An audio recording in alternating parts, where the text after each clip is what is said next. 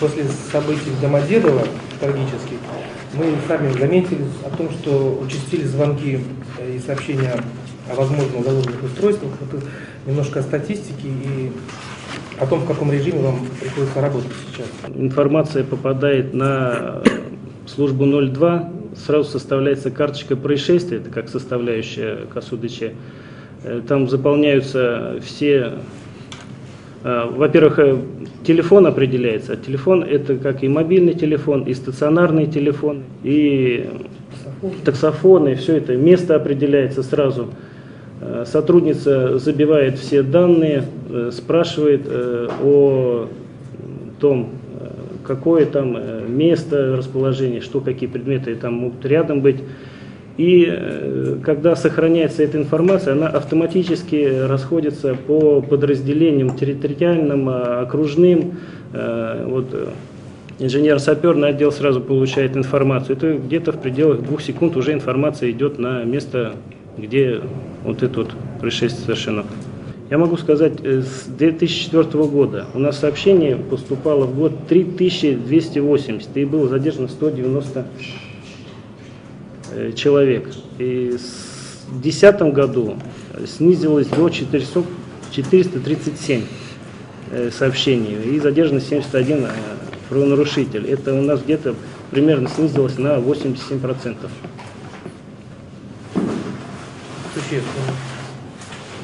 Естественно, да, вот звонки, они поступают, когда вот взрывы какие-то происходят, да, люди волнуются, естественно, на все предметы обращают внимание.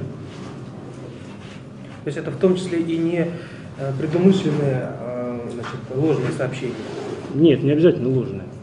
Почему? Они просто, люди как бы страхуются. Первоначально я хотел бы объяснить, что такое угроза взрыва. Да?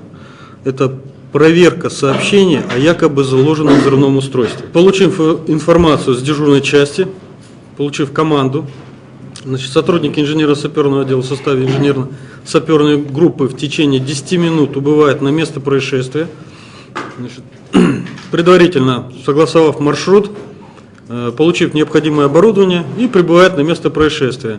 Если какие-то есть уточнения, то по телефону группа получает какую-то уточняющую информацию, что было выяснено в процессе.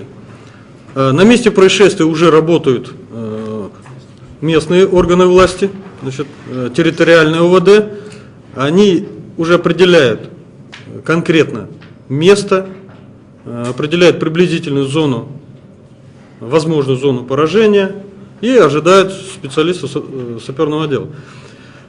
Кроме этого работают сотрудники ЗЦКС, то есть кинологическая служба. И уже по прибытию на место сотрудника саперного отдела осуществляется весь поисковый комплекс какого-то устройства. Дело в том, что работа на месте происшествия, она сопряжена с определенными трудностями, именно в частности это угроза взрыва.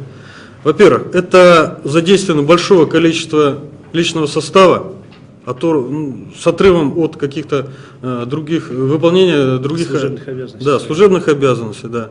Вот, это во-первых. Во-вторых, это, возможно, связано с большой процентом эвакуаций определенных зданий и так далее. Ну, к примеру, я вам скажу, 27 числа, значит, Багратионовский проезд, дом 7, это Горбушкин двор. Вот представьте, чтобы эвакуировать, сколько надо времени, сколько это нервов у людей затрачивается. То есть было закрыты все эти павильоны, магазины, эвакуированы посетители, эвакуированы продавцы и так далее. То есть пока шла проверка. Ну, проверка проходила довольно-таки долго, потому что объем большой. Я хочу сказать, вот по сравнению с прошлым годом, вот в прошлом году сотрудники инженерно-саперного отдела ГУВД по городу Москве именно на угрозы взрыва, именно на проверку якобы заложенного взрывного устройства выезжали 296 раз. Это почти каждый день получился. Это только на угрозы взрыва. Значит, в этом году уже в январе месяце съездили 28 раз.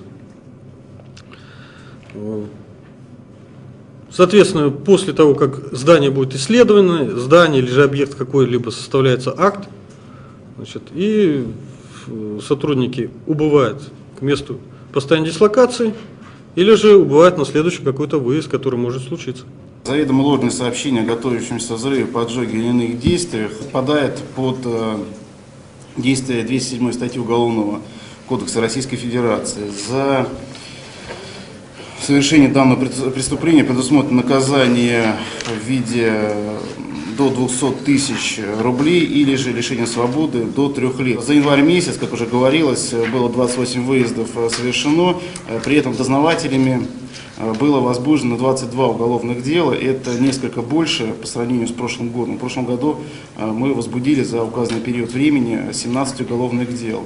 При этом на данный момент нами раскрыто только лишь пока еще 2 уголовных дела, остальные дела находятся в производстве, по ним проводятся интенсивные следственно-оперативные мероприятия по установлению лиц, совершивших данное преступление. Ущерб от каждого вызова, он исчисляется многими тысячами, и проанализировав статистические сведения, вот за 2010 год указанными действиями в рамках уголовных дел ущерб был подсчинен на 1,5 миллиона рублей.